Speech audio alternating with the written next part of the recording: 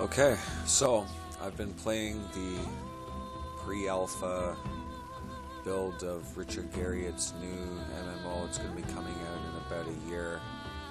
The game is still in a very early pre-alpha build stage. We only have access to a very limited amount of the map and so forth. And I just found a dungeon here called Obsidian Keep. Character's been leveled up to level 24, which is not very high. I'm not sure how high it goes, but I've heard of people being upwards to level 50 and more. So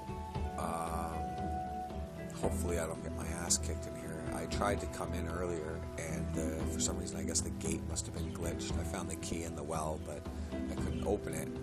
So I'm going to be trying again, and I'm going to be recording my progress as I enter Obsidian Keep, just to show you guys a little bit about what this game's going to be.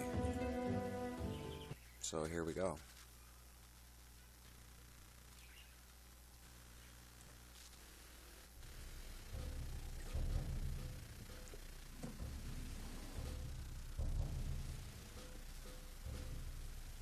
So, a lot like the old EverQuest, the game is divided into zones. But what's interesting about it is that this game is the first MMO I've seen anyway that has an overworld map, which is what we were just looking at. That you can walk around and explore the map, and then each individual area you load into, a lot like playing an old Final Fantasy game.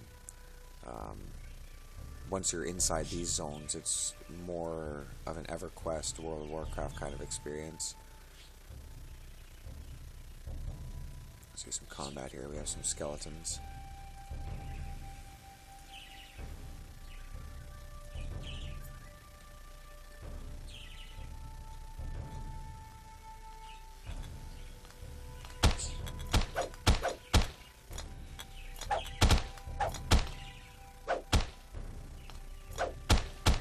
So you can see with combat, the spells pop up at random.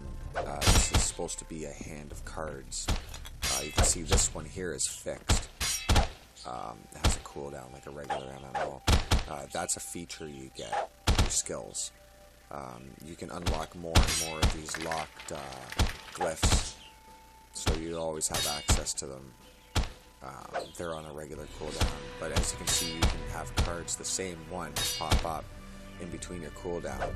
So it's just something that you know you're always going to want to have access to. I should have made that a shield bash, which is a stun, this one.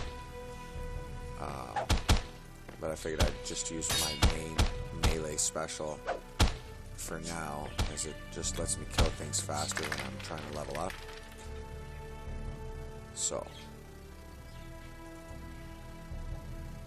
loot them. It's pretty much your standard Ultima Online style loots. One thing that's interesting, I'm using list inventory mode. For those who played Ultima Online, you'll probably like this. Have your classic Ultima style bag inventory with static items that you can just drag onto your character.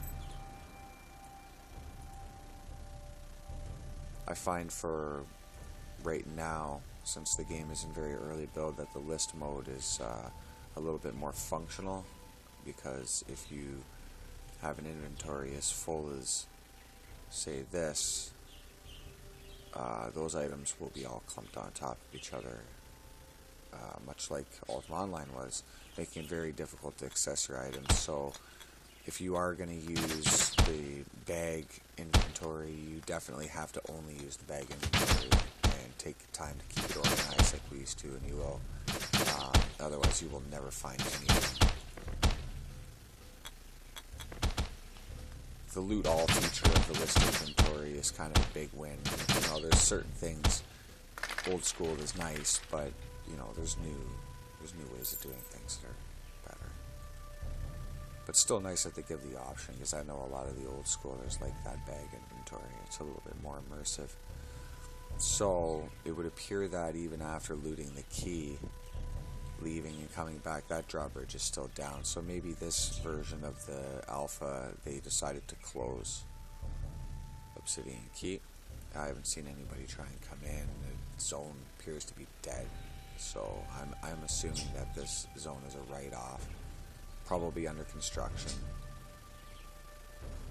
Which is a shame because the Release 11 pre-alpha build was showing some really cool stuff in here as a dungeon zone.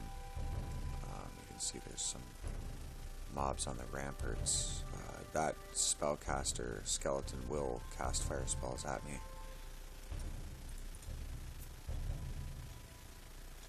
Sometimes. Hey buddy, look at me. Look at me. I'm here again. Shoot me.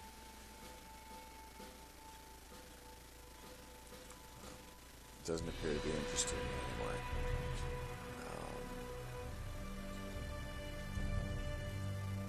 Yeah.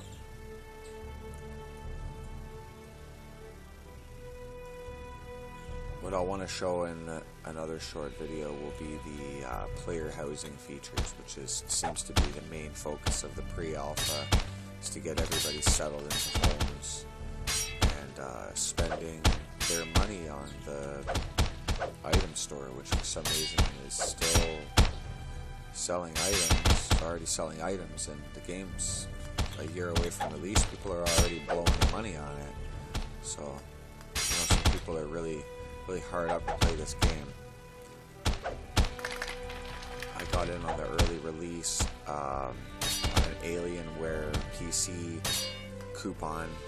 I paid $20 towards my pledge, which was $45, which gives me access to the game before and after release. I can always upgrade my pledge later to get some more cool early Kickstarter features, since all the people who are in the alpha build as paying members are getting special features when the game is released. At this point in time, it seems like most of the special features are related to housing plots inside of cities, since in this game, I'll show in the next video, the houses are literally on the map.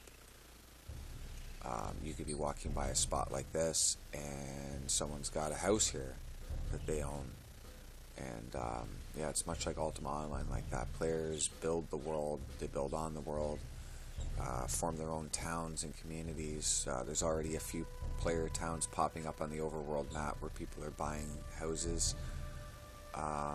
There's all sorts of different types of houses. You can build them on the water, you can build them out of rock, out of stone, brick, plaster, wood. Part of what I've been trying to level up and trying to accomplish is saving up the 20,000 gold to get a row house, which is sort of a non-customizable lodging. I don't really see any point to rushing to get a house plot, since with every monthly build they seem to wipe all of the data, including the houses and characters and everything. So I don't really want to get too attached to anything that you've gotten in this phase of the game, because as you know, with alpha they wipe everything. Sometimes even in betas they tend to wipe everything several times.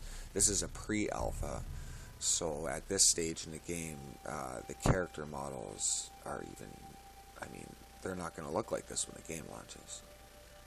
Graphics will be different.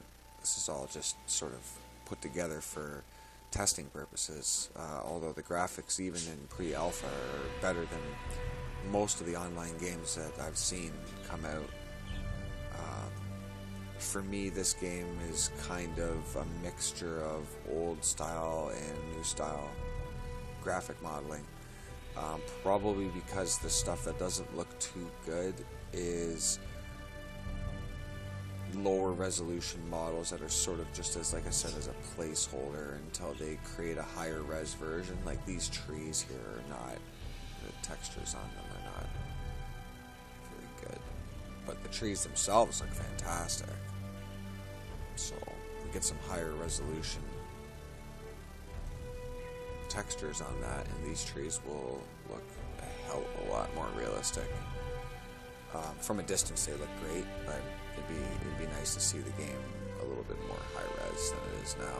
Like you can see some of these textures are already high resolution. You can see these are not too shabby, although they could be a lot better. You can see the leaf patterns and the wall textures are a little bit nicer, but the ground textures in some of these zones are pretty simplistic. Though I think for most gamers they probably wouldn't really notice, especially if you're a console gamer. They'd be pretty used to low resolution textures by now.